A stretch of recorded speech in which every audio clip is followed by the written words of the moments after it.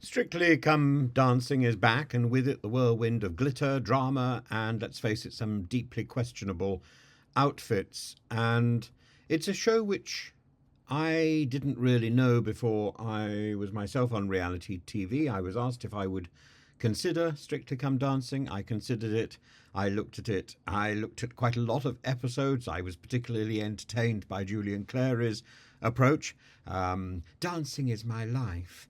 And I thought, well, I don't know.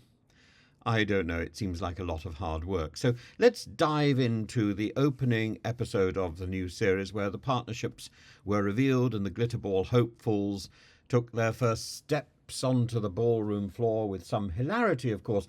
First up, Chris McCausland paired with Diane Buswell, and as one commentator said, it's a perfect match. Chris, who's Britain's first blind contestant, had everyone in stitches with his deadpan humour.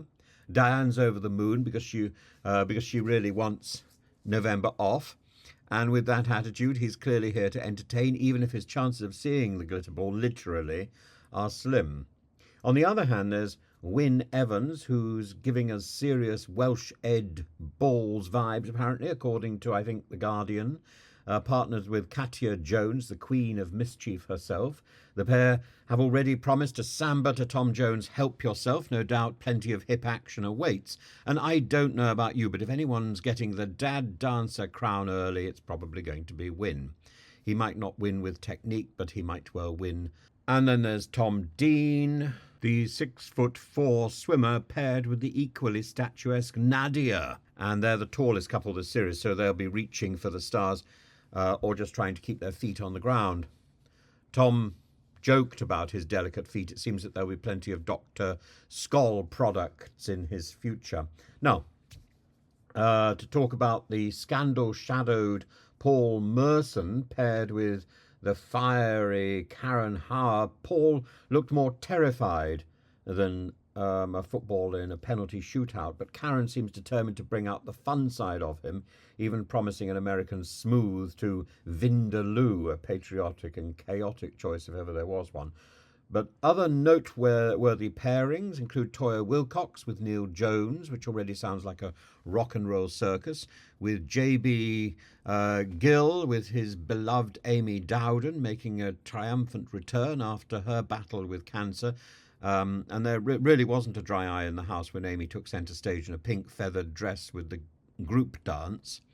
And speaking of tear-jerking moments, Sarah Hadland, who danced her way onto the floor in what can only be described as Ribena, meets Vegas, is paired with reigning champion Vito Coppola, and she's got the moves and the comic timing, and therefore maybe she could be this year's dark horse, or Shane Ward and Nancy Zhu, the X Factor star who's already revving up the talent show cliches with talks of journeys and feeling blessed.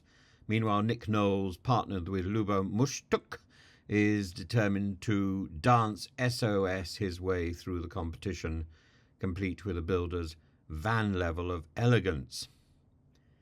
It's early days. But if this launch episode is anything to go for, it's probably going to be a series where entertainment takes precedence over perfection, and particularly with the curtail on rehearsal time. I was taken by a piece, oddly in GB News, about Strictly before it actually premiered last night. It's worth having a look at this. Let's talk about Strictly Come Dancing, shall we? It's back. It's back tonight. 15 new contestants, but we know over the past few months the headlines have been about the show, about alleged misconduct, bullying. So all the negative headlines have been surpassing what is supposed to be a great anniversary season this year. But I think, you know, the BBC have put things in place this year. So the trainer and the dancer cannot exceed 48 hours They can only have 48 hours of training in a week. It's a lot. They're going Full-time job. Usually people try and do more, but they said that is the most. They're going to have chaperones in there, always in the training sessions. They're also going to have a welfare producer. So they've spent about £250,000 extra for these series to bring this measure in. And who's on it? So we've got Toya Wilcox, we've got Paul Merson, who's going to be Merce. it. Yeah, Paul Merce.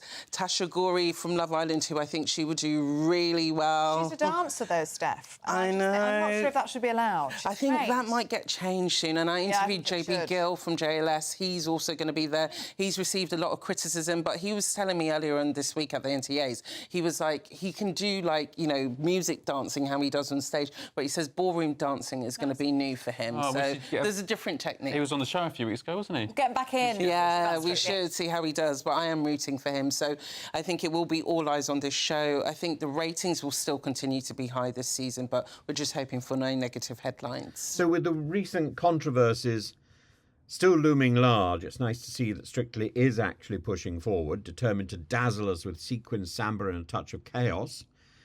But it's also important to remember that it doesn't matter whether this is sort of the queen of reality TV or whether it's the grime of reality TV, whichever one it is, Strictly or Traitors.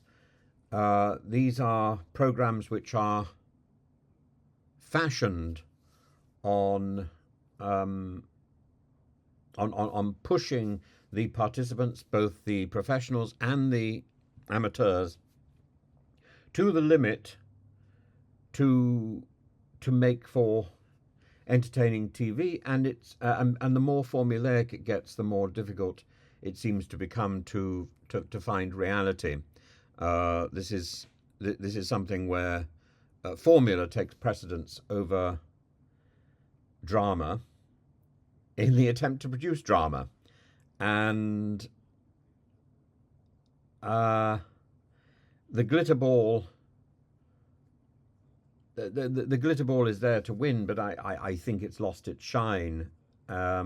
It's lost its novelty. It may cling on for this year, this celebratory anniversary year, but I think seeing beyond this year would take not a glitter ball, but a crystal ball, and skill that far eludes me. I don't think Strictly Come Dancing, rather like a lot of reality TV, I don't think it's in for the long run. It might be revived in a few years' time, but I think if the BBC were wise, they would get out while it's still functioning, because the amount of hits it's taken, I don't think that Strictly Come Dancing can really survive. And it's not so much the Strictly Come Dancing issue. The dancing is great. The professionals are great. The problem is the reality TV format and this obsession with competition and with the journey and with all these other cliches which belong in every reality TV show. Because the same people go from show to show.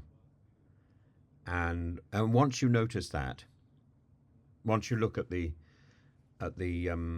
runners and the producers, and you see that they're the same names in this show as in every other, then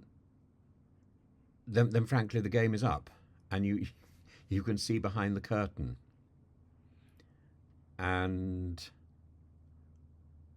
it's all the focus is not on who wins. The focus is not on the dance. The focus is on who fails, who loses, who looks upset. Just take it from me and watch as the camera lingers on the bum, bum, bum as the judges make up their mind. That's where the focus is, and that's not actually very interesting. Take me back to the days of Angela Rippon doing Come Dancing, please.